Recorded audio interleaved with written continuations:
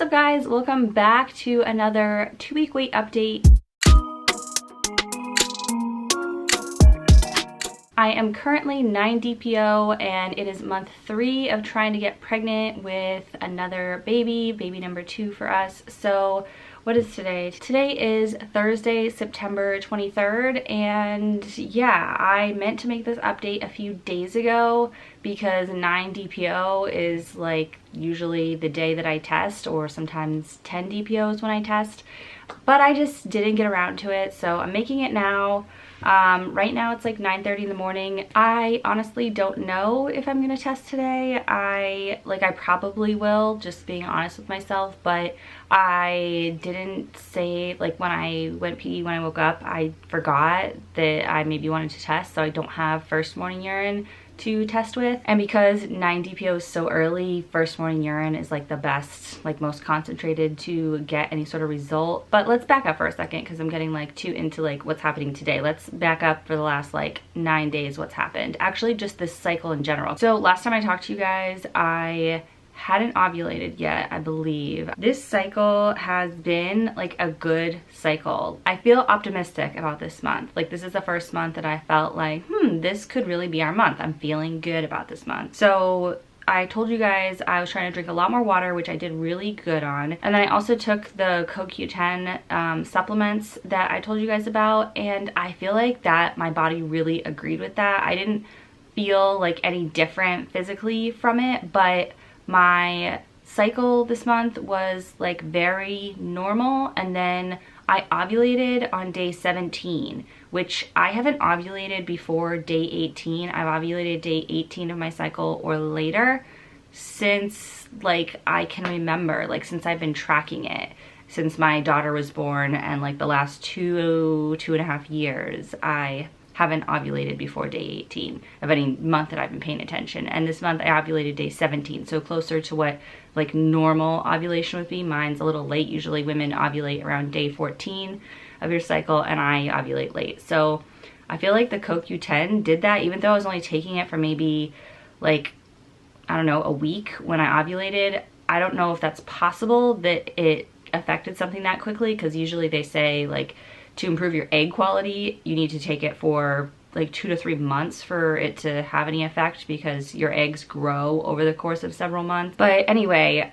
I don't know. I definitely think supplements can affect you right away in certain ways, and then other ways maybe it takes longer. So I'm convinced like that's the only thing I did different this month, and it's the first time I've ovulated before day 18. So I think it's related, but it may not be. It may just be some random thing, but I think it is. So I took the CoQ10. I took it for about 10 days. Yeah. So after I ovulated, like a couple days after I ovulated, I stopped taking it because I couldn't find anything like saying whether it was safe to take during pregnancy or not. Or I could find stuff that said it was like inconclusive, but nothing that definitively said it was safe to take during pregnancy. So I was like, okay, if I do get pregnant this month, let me stop taking it so I'm not still taking it like while I'm early pregnant. And so yeah, I'm not taking it right now. I'm just taking my prenatal and continuing to try to drink lots of water. Also, the thing that happened this month is I got a positive ovulation test, and then it was like negative one day and then very positive the next, and then the next day it was like almost negative again. So compared to last month where it went positive for almost 3 days and then negative, it just was like negative, positive, negative. So it feels like it was just like my hormones were like boop, ovulate, like, and just not, it wasn't like lingering. So that made me feel more confident about like the strength of my ovulation this cycle too. Again, I don't know that that's like necessarily based in science, but to me it makes me feel more comfortable because your ovulation like hormone, your LH, is supposed to surge for 24 to 36 hours, and that's exactly what happened. So that was good. And then until about 6 days past ovulation, I had no symptoms. So days 1 through 6, nothing that I could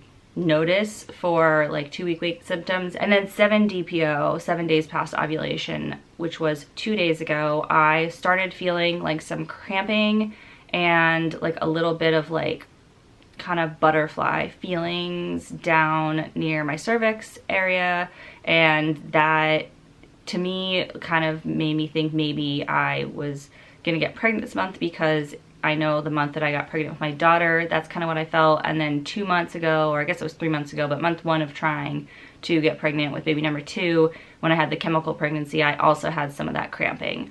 But so I was hopeful like a couple days ago, and I was feeling like, ooh, like maybe that's implantation, this is, something's happening.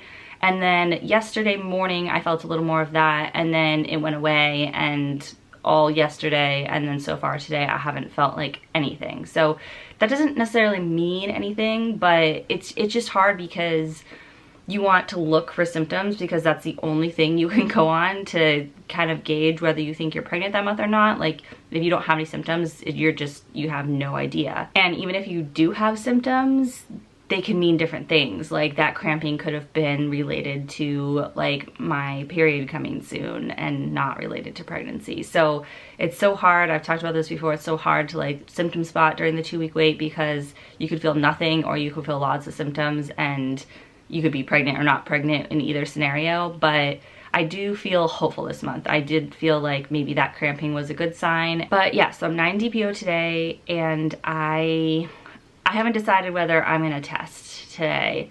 Like I told you, I forgot to pee in a cup this morning, so like sometimes I'm not sure if I'm gonna test, so I just like save my pee just in case I decide to test. But I can't do that today, obviously. But last cycle I didn't test at 9 DPO, and I started spotting the evening of 9 DPO, and then like got my period on 10 DPO. So I still tested just to be certain, but I knew pretty much I wasn't pregnant when I was testing last month, which is why I didn't even post a pregnancy test. So part of me is like, that was easier to go into the pregnancy test knowing I wasn't pregnant and just not having my hopes up. And then the other part of me is like, well, if I'm not pregnant this month, I want to still hang on to hope today and like test and see, like have that moment of like maybe.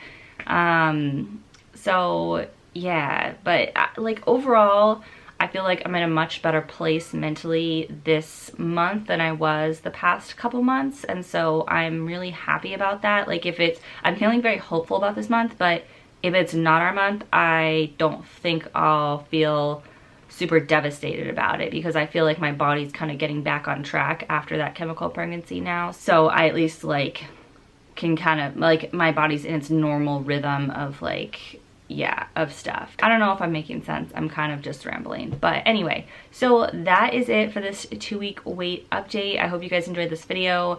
If I do test today, I'm gonna put it in a separate video because I just like to separate those. So if I do a pregnancy test later today, that will be up probably not the day after you watch this video. It'll probably be like a couple days after, but it'll be up sometime within a few days of this video going up. Okay, I had weird hair sticking out this whole time in this video. My hair, this like as soon as fall hits, I don't know what happens. I think the humidity drops and my hair just gets like very dry.